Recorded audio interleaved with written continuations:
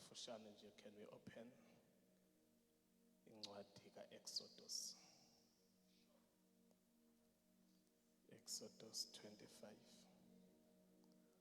verse 8.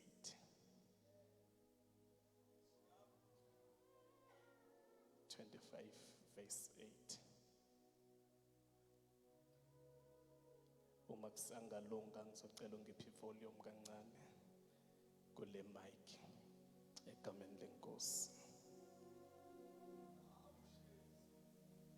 Thank you, Lord.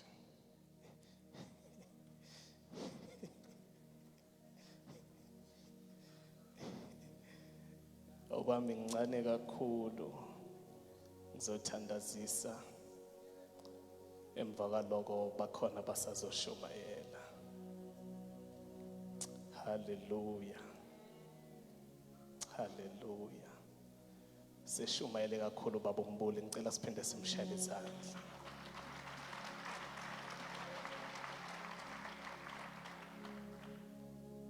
Mina sengikhalile ngaqeda. Sengiright.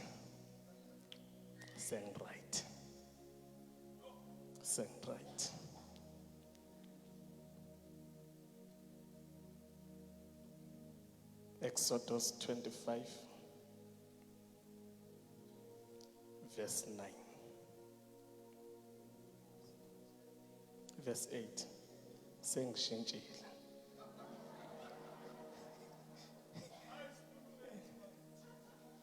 No 8.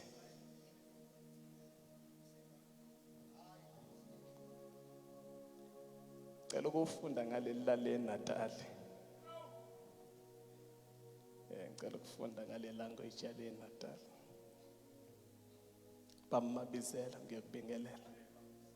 Thank you for coming. Ngiyacela simshayele izandla.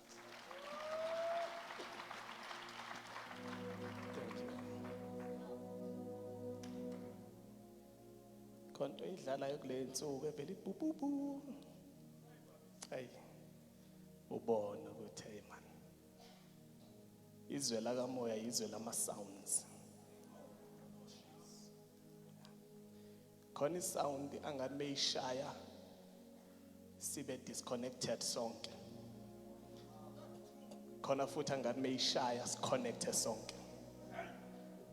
Because izwe la kamoya izwe lama sounds. Ingakho kuthiwa phambi kwesihlalo sakhe khona ukuduma. Isound leyo, sound yokuduma. uHezekiyeli mebhala embona engasemfuleni iKhebari. Uthi khona idalwa ezazikhona. Uthi le dalwa mezihamba zazihamba kanje. Uthi kodwa mezibuya zazibuya njengembani. Zifike ishaye sound. Mezihamba zihamba kahle. But umbani mawuphuma mfundisi uMbuli ufika uphume kanje. But mawufika phansi ufika ushaye. Kuthiwa lezo dala zazihamba kanjalo ke mezihamba zihamba kahle. Kodwa mezibuya. Thank you Baba Mabizela. Thank you.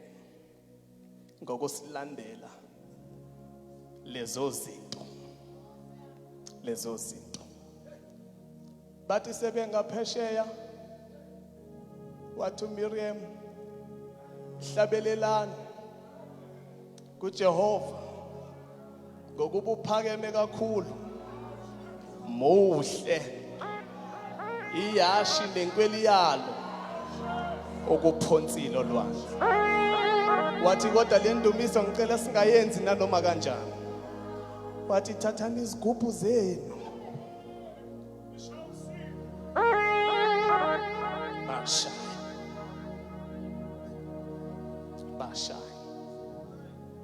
sound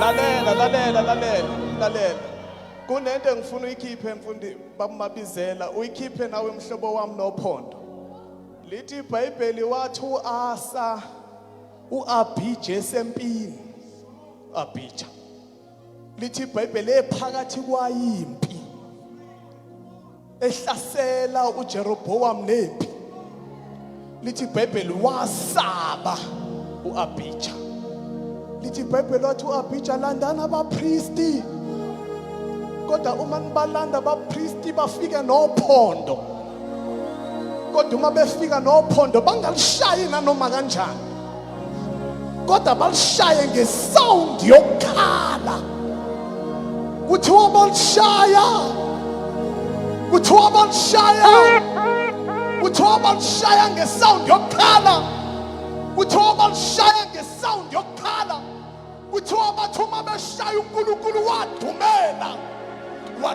izitha zabo eshaya ubaba uMabizela kunezinto uNkulunkulu ayodumela emakhaya kunezinto ezishiyile emsebenzini kodwa uNkulunkulu uyozidumela kunezinto ezishiyile emakhaya kodwa uNkulunkulu uyozidumela ngoba namhlanje kunesound esiyirilisayo.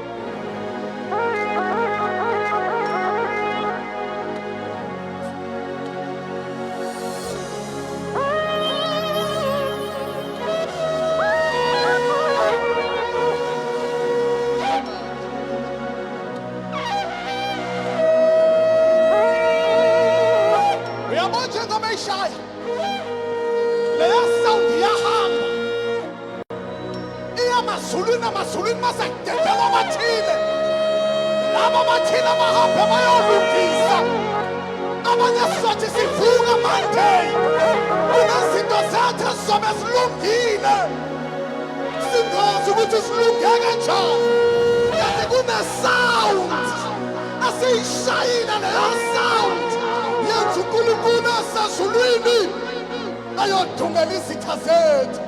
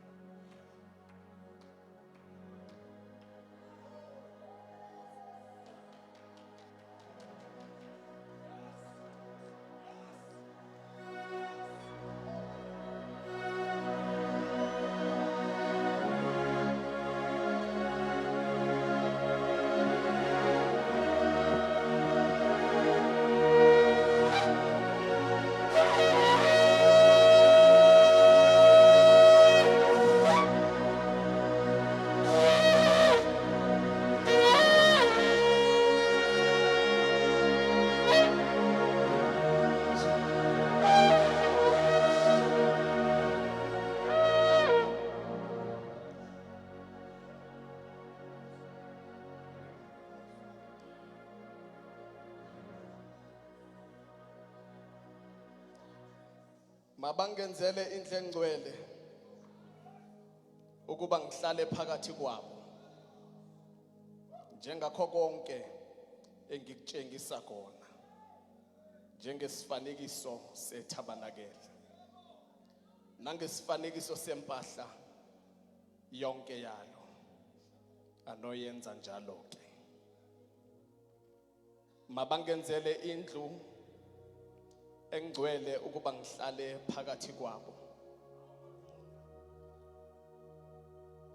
njengakho konke engikutshengisa khona njengesifanekiso sethabanakele nangesifanekiso sempahla yonke anoyenza njalo ke. Mfundisi uDladla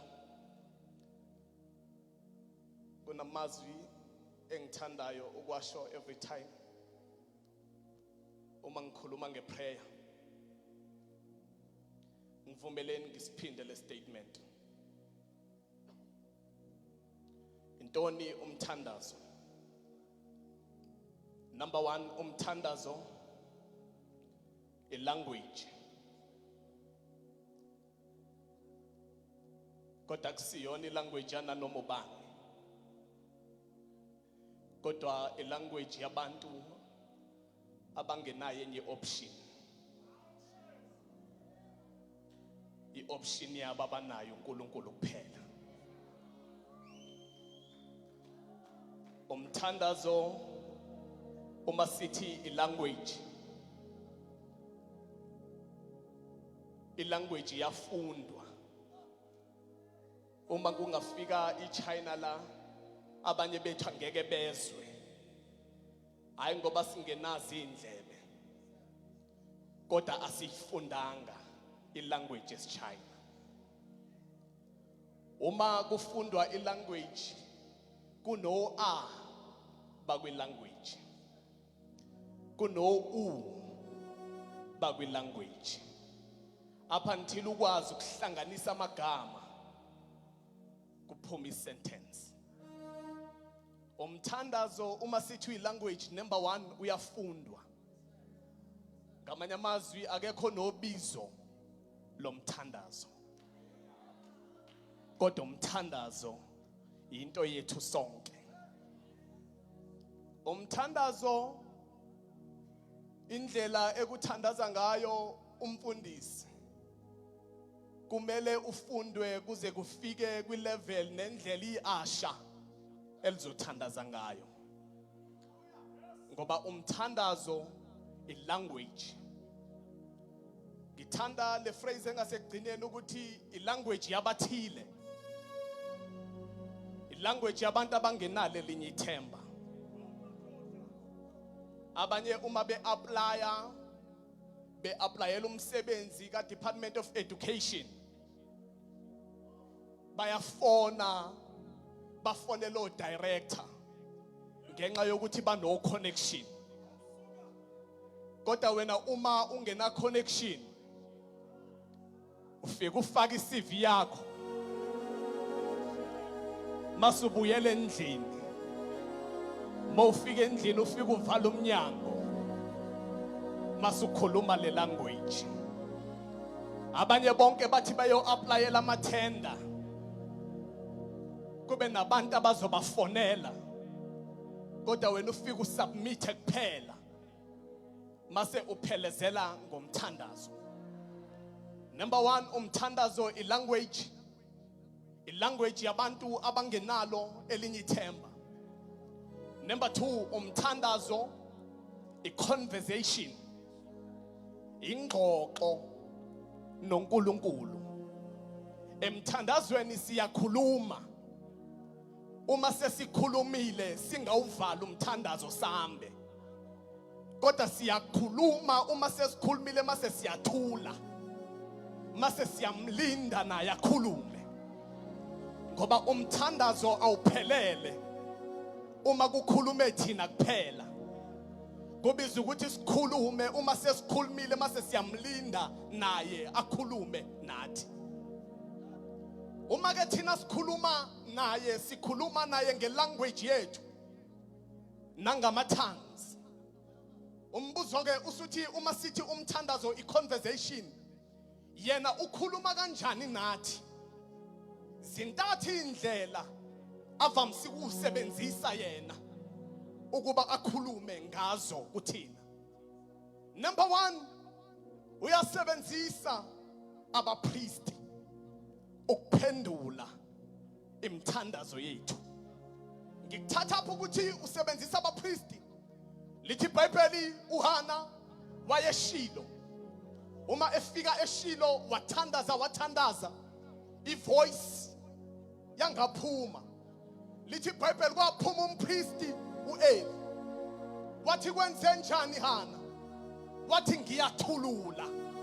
Lithi iBhayibheli uThema eqeda ukusho njalo wabe sethi umpriest uNkulunkulu makakwenzele njengaloku ufisa. Now you see ukuthi impendulo kaHana akuvulekanga izulu mase kwamemeza ivoice. Kodwa uNkulunkulu wasebenzisa umpriest ukuphendula umthandazo kaHana. uNkulunkulu uyasebenzisa number 1 abapriest ukuphendula imthandazo yethu. Number 2, akagcini ngokusebenzisa abapriest ukuphendula imisebenzi ilo imthandazo yethu. Uyasebenzisa nabaprofeti ukuphendula imthandazo yethu. Ngithatha apho ukuthi usebenzisa abaprofeti. Lithi iBhayibheli kwakunezizwe entathu zizohlasela uJehoshaphat. Lithi iBhayibheli uJehoshaphat wabiza prayer and fasting. Lithi iBhayibheli obaba nomama abadlanga. Lithi iBhayibheli insizwa nezintombi azidlanga. Lithi iBhayibheli wathatha isilwane uJehoshaphat wasivalela ukuba singayi emadlelweni. Lithi iBhayibheli wathandaza uJehoshaphat. Lithi iBhayibheli washo lo mthandazo uJehoshaphat. Wathi inkosi nasi isiqukusiza. Wathi asinamandla phambi kwalesi siqubu. Wabe sethi kodwa amehlethu abheke kuwe. Lithi iBhayibheli umoya kaNkulunkulu wehlela kothile. Lithi iBhayibheli lo othile waqala waprofeta. Wathi ningesabi. Wathi ningaphela amandla ngenxa yalesi siqubu. Wabe sethi vukelani kubo kusasa. Uyabona yini impendulo kaJuda nempendulo kaJehoshaphat? Akuvulekanga izulu kodwa yavela kumprofeti. Ingakho uSathane eyizonda kakhulu iProphetic ministry, because uyazi ukuthi iphethe impendulo zethu. Okwesithathu, indlela uNkulunkulu akhuluma ngayo nomuntu, khuluma ngemibhalo. Asiphendule ngemibhalo. Atuthandaza uthi baba ngiyagula. Uthi usiyolala endlini uvela uvula umbhalo. Umbhalo uvela uthi ngemivimbo yakhe saphiliswa. Ngoba ngena baba uthi mawuvula umbhalo athi yena ubaba wethu. Komama abashonelwa amadoda. Hayi uyayisebenzisa imbhalo ukuphendula. Number 1 umthandazo ilanguage. Number 2 umthandazo iconversation. Number 3 umthandazo ilanguage yamagwala. Angiphinde futhi. Umthandazo ilanguage yamagwala. Emthandazweni siyasamagwala sibuya si-strong. Abantu baxakeka ukuthi nanesibindi esingaka manje. Nisithathe phi lesibindi? Sisithathe emthandazweni. Umthandazo ilanguage, umthandazo iconversation. Engifuna sikhulume ngako, ngifuna sikhulume ngezinto eziwu4 uma sengihlala phansi.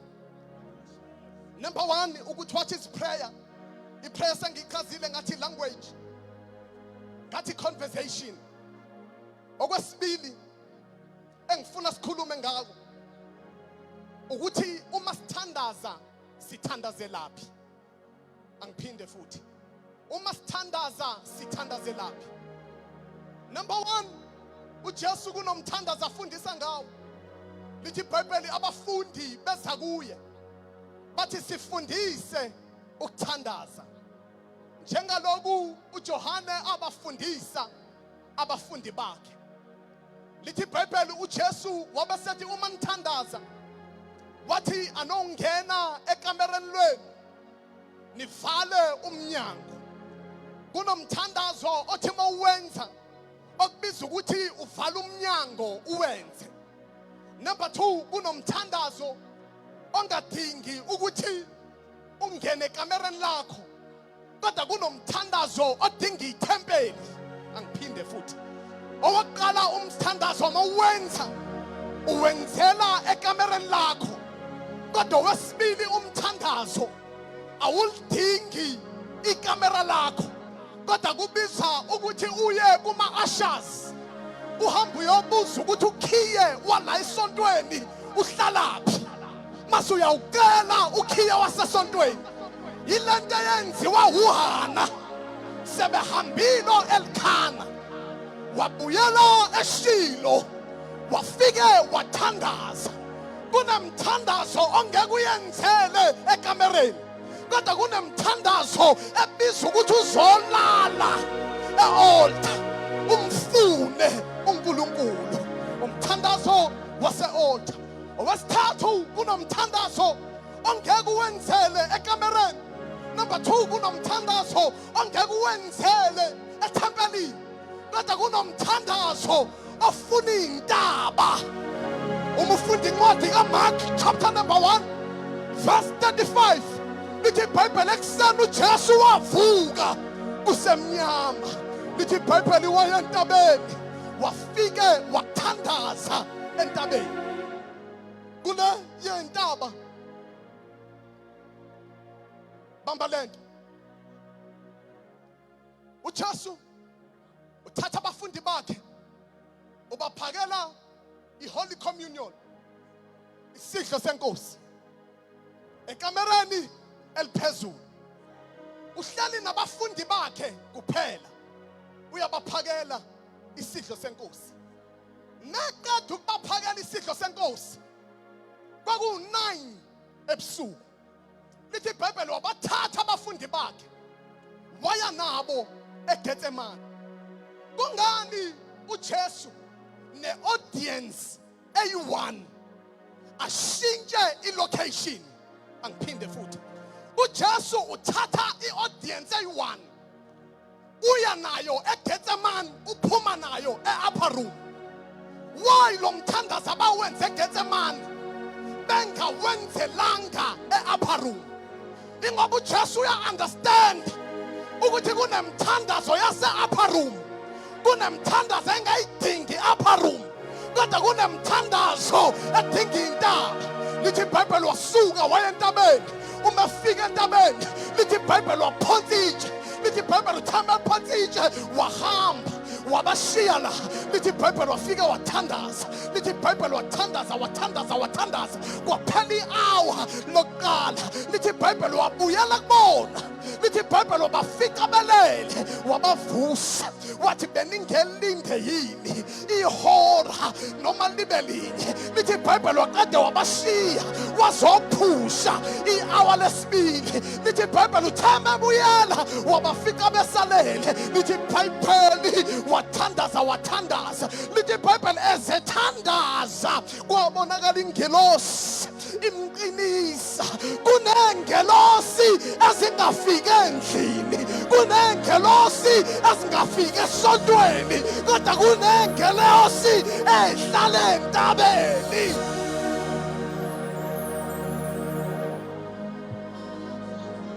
Yafika yamqinisa entabeni.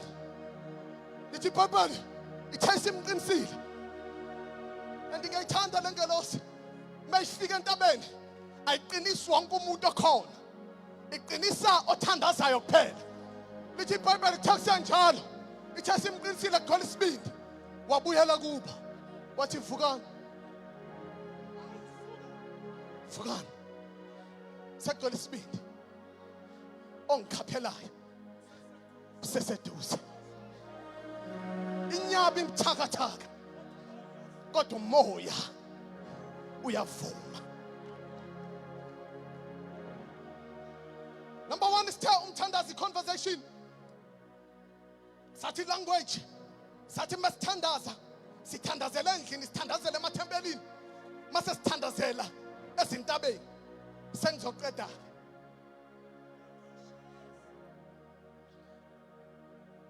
Uthi mfundisi uDladla mebhala la. Umbhali. Usitshela ngoMoses. uMose abantwana bakaIsrayeli basuka eGibhithe beye eKhenani. Lithi iBhayibheli kuthe kusenjalo lithi bafika ngasentabeni iSinayi. Lithi iBhayibheli bathe uma bafika ngasentabeni iSinayi. Lithi iBhayibheli uNkulunkulu wabesetshela uMose ukuthi akathatha amadoda lawa u70 or 72 phansi lenyawo zikaNkulunkulu kungazuthi amatshe esafari egandayiwe. Kuthiwa le 70 yajika yabuyela emumva. Uma ibuyela emumva lithi iBhayibheli badla baphuza nyaka ewu120. Can you imagine? Ikhehla linyuka intaba iSinayi. Kuthi uMose wayinyuka intaba iSinayi. Lithi iBhayibheli eseyinyuka because kwamthatha isikhathi eside. Kuthiwa ifu lehlela phezu kwentaba. Lithi iBhayibheli for 6 days ifu lalingenamuntu. Lithi iBhayibheli ngosuku lesi-7 uNkulunkulu wambiza uMose ukuba ngene efwini. Lithi iBhayibheli uMose wangena efwini. Kuthiwa esengena efwini kuthiwa laba bajikile bathi uma bephakamisa amehlabo bebheka phezulu eSinayi. Kuthiwa inkazimulo kaNkulunkulu kwangazuthi umlilo odlayo. Lithi iBhayibheli uMose wahlala lapho noNkulunkulu for 40 days and 40 nights. La esifunda khona-ke namhlanje uMose usentabeni iSinayi phezulu. uNkulunkulu usekhuluma naye usethi Mose lalela, uma ubuyela emumva ngicela ungenzele into eyodwa. Ngicela ungakheli indlu noma ithabanakeli, kodwa uma ulakha please make sure ukuthi ulakha according to the pattern engikukhombise yona. Ngamanye amazwi Mose uma ubuyela emumva ngicela ukuthi mawubuilda ukhumbule ukuthi uboneni entabeni. Mose mawubuilda angidingi iopinion yakho, kodwa ngidinga lokhu engikhombise kona entabeni. Mose ezubuilda nanoma ngathiwa ubona ithabanakeli litshekile, lakhe linjalo, lakhe litshekile, ungalicorrect ngoba we are building according to the pattern. Sakha njengalokhu sibonile. Umthandazo wami ke sengifala.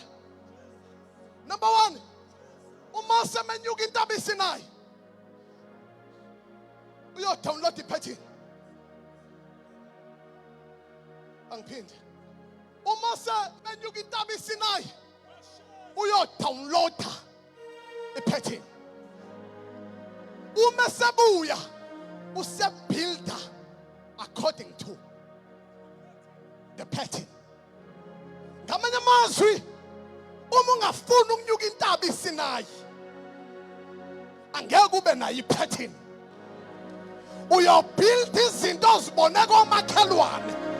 Angiphinde futhi. Uma ungafuni ukunyuka intaba iSinayi angeke ube nevision yakho, kodwa uyobona abantu ukuthi benzani nawe mase wenza njalo ngoba ufuna ukunyuka intaba iSinayi emthandazweni sisuke number 1 siyo downloada ipattern. Number 2, uma sesiyidownloadile ipattern imfundiso uhlahla sibuye sizogenerate amandla ukuthi lento esiyidownloadile iphenduka inyama, cause baningi baya mfundisi umbuli bayodownloada kodwa lento abayidownloada asiyiboni ifezeka kuze kube manje. Number 1 ufika udownloadela ipattern. Number 2 mase ugenerate amandla ukuthi ipattern iphenduke inyama. Baningi la babiziwe, abanye banama movements, abanye ama movements abesifazane bayazi ukuthi kumele kwenzakaleni cause ipattern bayidownload kodwa uma ipattern sekumele ibonakale abanawo amandla okuyenza bayiphendule basinike lokhu abakubonile entabeni iSinayi.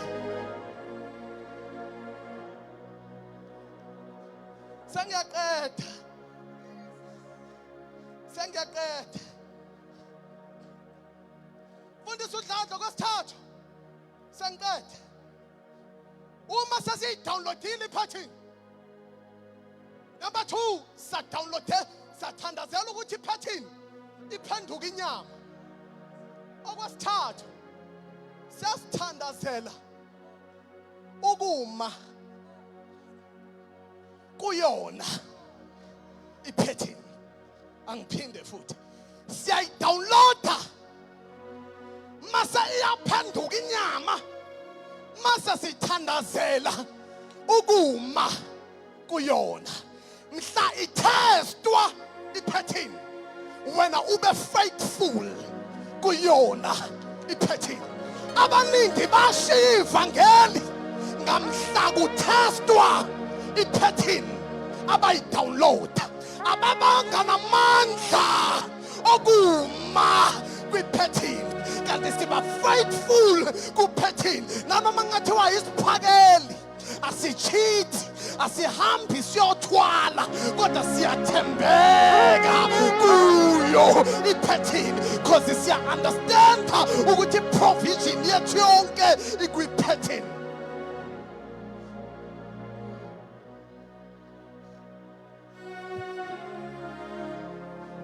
Kwabona ukuthi ngani kunabantu abathi ngangisindisiwe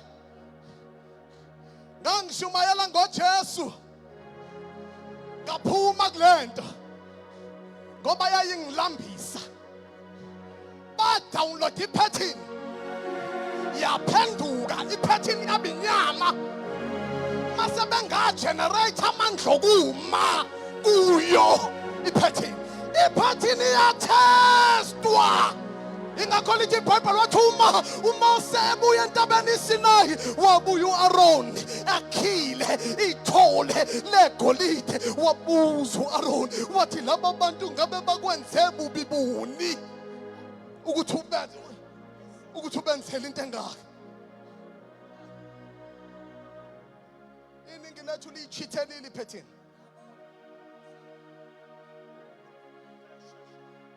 Liyichithelile ipattern. Sengizoba hand over mic. August 4 emthandazweni. Number 1 kunamandla babumbule esiwatholayo. Lamandla babamabizela asenza sibe violent.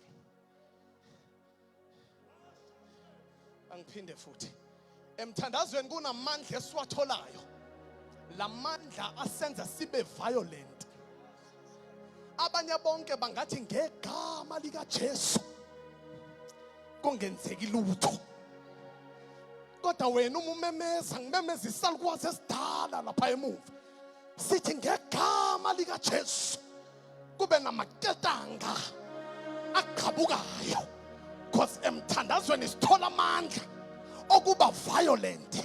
Umuntu othandazayo akavaleleki. Ingakho lithi iBhayibheli bathi uma bembamba bafika eGetsemane, lithi iBhayibheli uJesu wababuza wathi nifuna bani? Bathi uJesu waseNazaretha. Wathi yimi loyo. Lithi iBhayibheli bashayeka phansi because umuntu othandazayo, number 1 akabambeki, number 2 umuntu othandazayo angeke umvalele. Umuntu othandazayo ungena kuvaliwe, abonakala sengaphesheya, azwakala ehlabelela athi sangena lapho akuthiwa ngenwa khona, athi saphuma lapho ekuthiwa akuphunywa khona because umuntu othandazayo uba violent.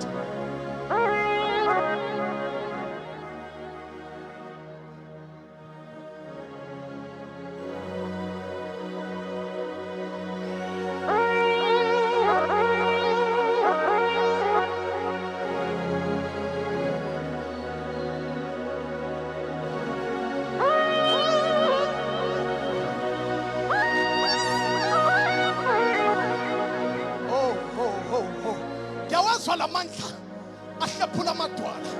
Ngiyawazwa lamandla ahlephula amadwala.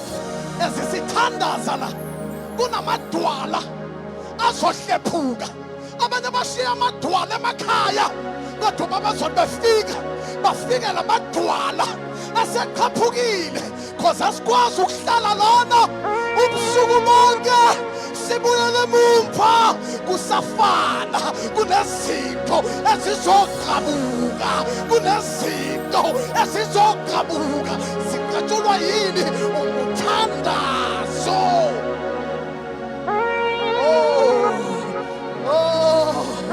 Abanye bashiya ingane emakhaya, ingane zabo zibambekile kuma-drugs kodwa namhlanje izwinto eqashulayo.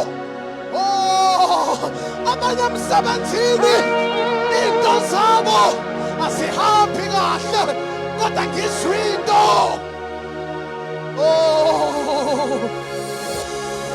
Kunamandla aqhabula amadwala. Yezwa namhlanje impilo yethu ngeke isafana nakuqala. Kusasa sizohlabelele. Sasa sohlabelela ingoma entsha.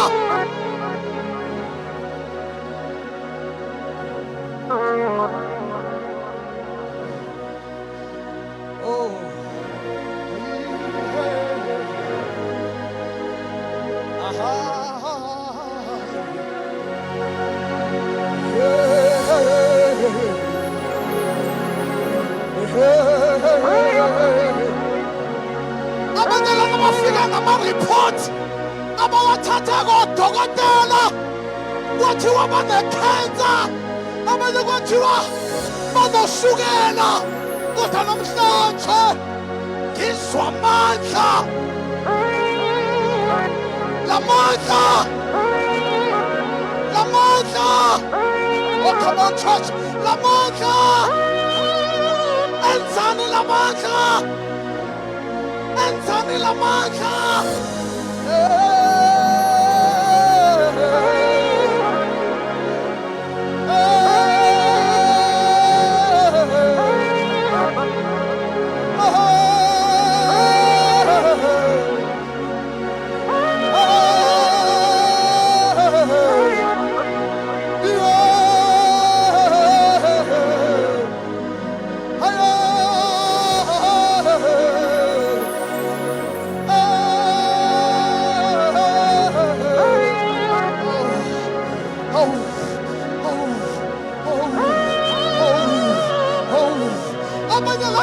Izithombe zabo sayobekwa ama-altar obumnyama, kodwa lawo ma-altar namhlanje siyawashaya, namhlanje siyawaqabula. Kopeli makato, le prakato silia mandosheve, zenteli kopeli makatapa, zelia kapeli katepa, le prakato koshapali akatepa, ilia mama mama mama mama mama mama, hele mama mama mama mama mama mama, hele kapali akatapa, hele pakotepa.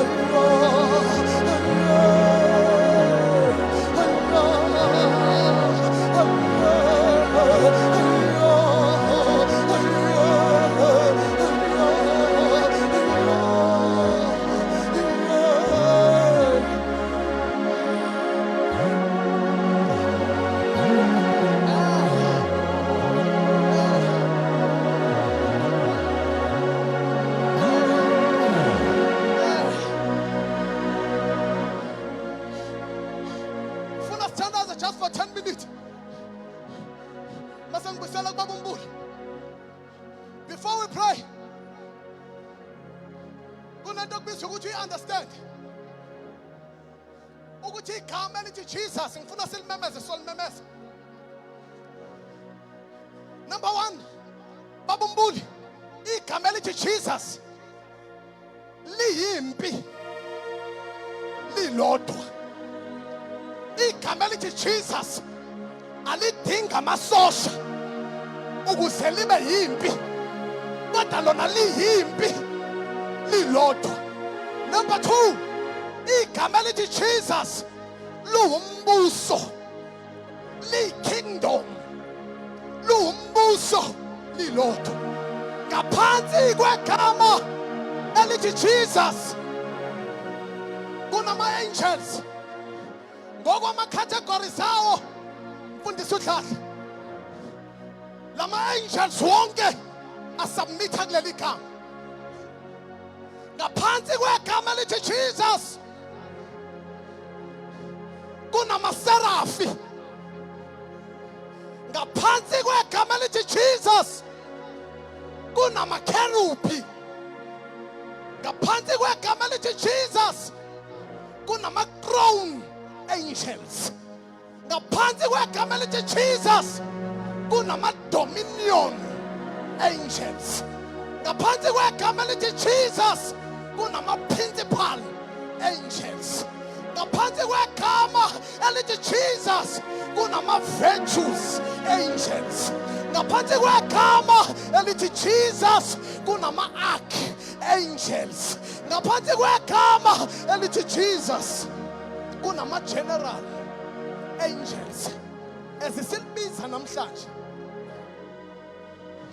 uma sithi Jesus, leli gama lona lidedela impi,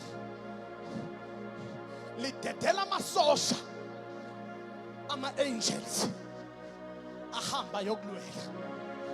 Yini uDavide uma eyolwa noGoliath uthi, wena Goliath uza kimi ngenkemba nangengula, usethi kodwa mina ngiza kuwe ngegama. Ngamanye amazwi ungangishaya mina, kodwa igama ngeke ulishaye, ngoba egameni kunama-kerubi, kunamaserafi, kunama-crown angels, kunama-dominion angels, kunama-powers angels, kunama-virtues angels. Namhlanje ngiyamemezela bonke abafuna ukuhlasela wena, nanoma bangeza namasosha awu-10, kodwa mkhulu ongakithi. Bonke abafuna ukuhlasela wena, kunamasosha esamba nawo, abantu abawaboni. Asisodwa, asisodwa, asisodwa emsebenzini, asisodwa emakhaya, asisodwa, kodwa kunezigidigidi, kunezigidigidi, kunezigidigidi zezingelosi.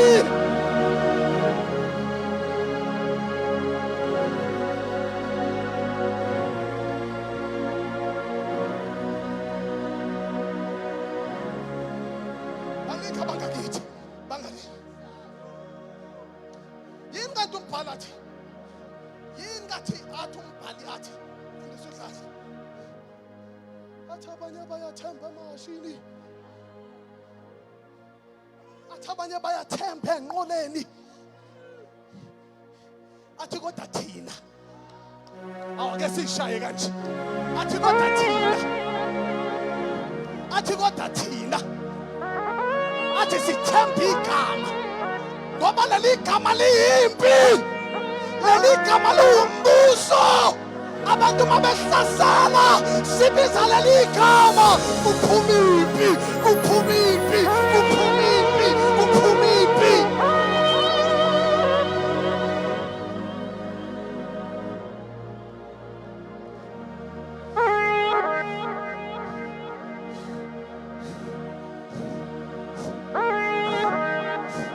Sesiyalibiza ke manje, sesiyalibiza ke manje, sesiyalibiza ke manje. Ngifuna silibize 10 times sonke, sonke ngifuna silimemeze sithi Jesus. Ezingilibiza uma ngithi one sonke sizothi Jesus. Ezisilibiza liyahamba liyamakhaya, liyolungisa konke sikushilo. Ezisilibiza liyahamba liya kwibhizinisi yakho. Ezisilibiza liyahamba liyolanda umntanakho ayiphala.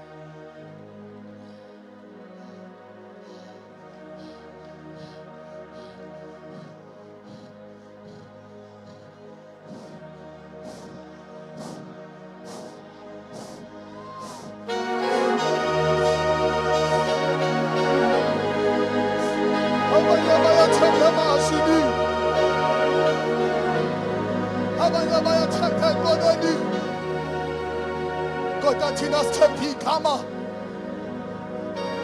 athi ohlabelelayo liphakanyisiwe.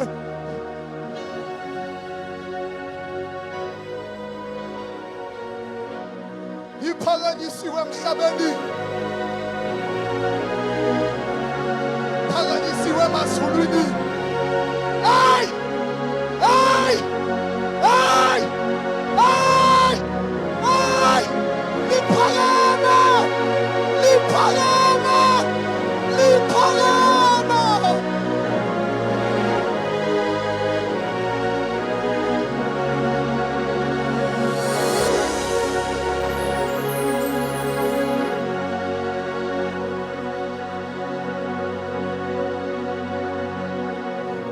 Kuyona leyo atmosphere. Kuyona leyo atmosphere nomone offering kuphela uyibeke phansi. Kuyona leyo atmosphere umhlabathi ususuke wavunda. Asikwazi ukuyeka. Oh. Ele kombe zuve kombe. Ele kombe le kote. Vele usugijima. Ele kombe. Ele kombe. Ele kombe. Ele kopale matofe. Ele kopale kopele matofe.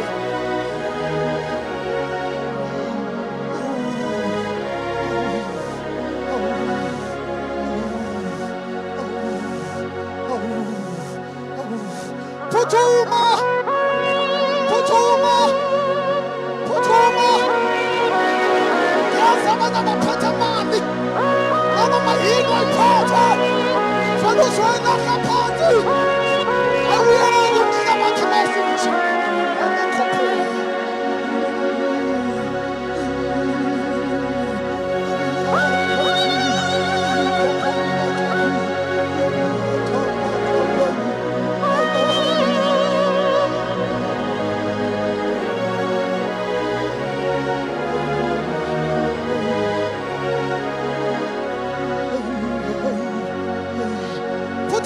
Putuma! Umupate jakati na mahindi. Fellows, we're not a party. Nana miskwama na mahindi. Aria umhlabathi masushi.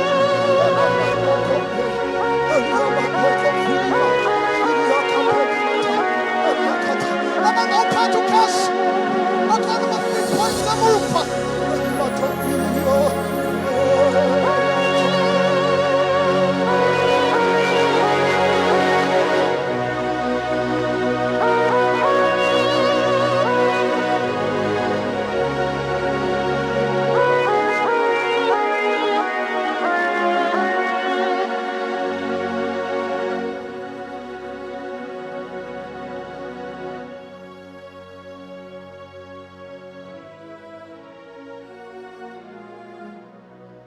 Siphakame sonke sime ngenyawo zethu.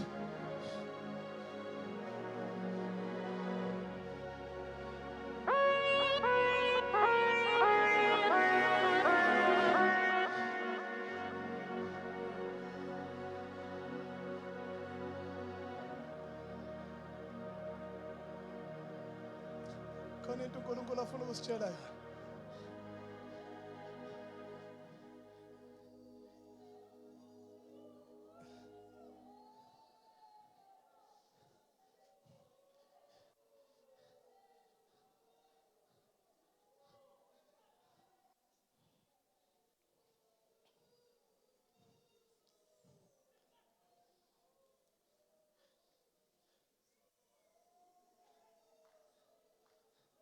Awungasiyeki moya engcwele. Awungasiyeki moya engcwele. Asiyeki moya engcwele. Oh Lord. Oh Lord.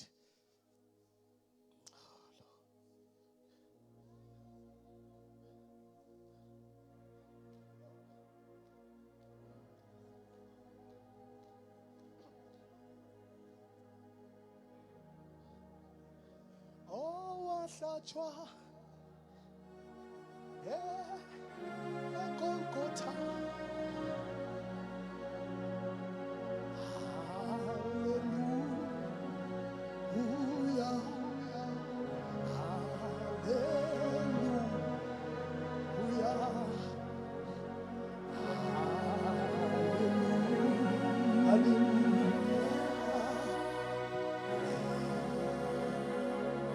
One more time. Oh, wasatchwa.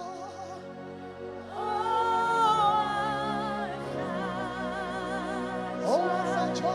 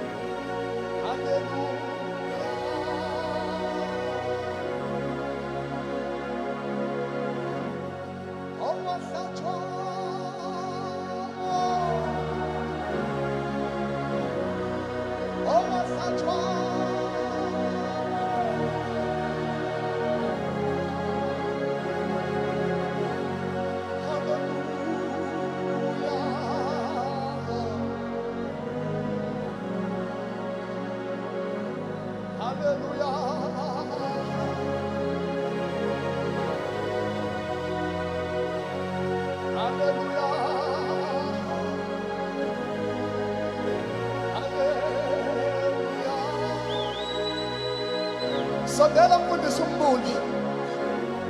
Oh, wasatchwa.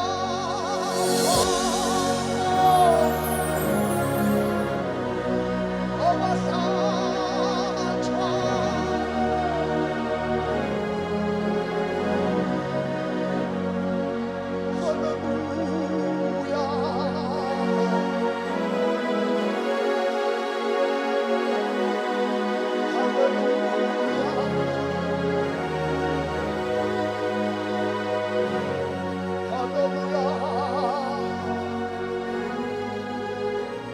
Hallelujah.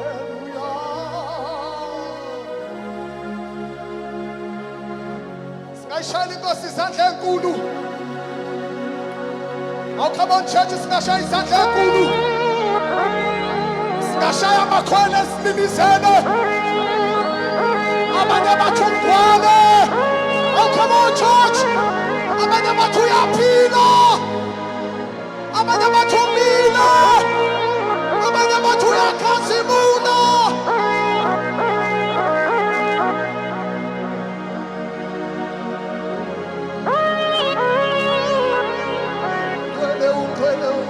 Come on, church, one more time. One more time. One more time. One more time. Sagwizita, come on, church. One more time. One more time. I'm cutting this shire. Shoki doesn't have Valerina. Just Dendela. Shoki is in that my dream.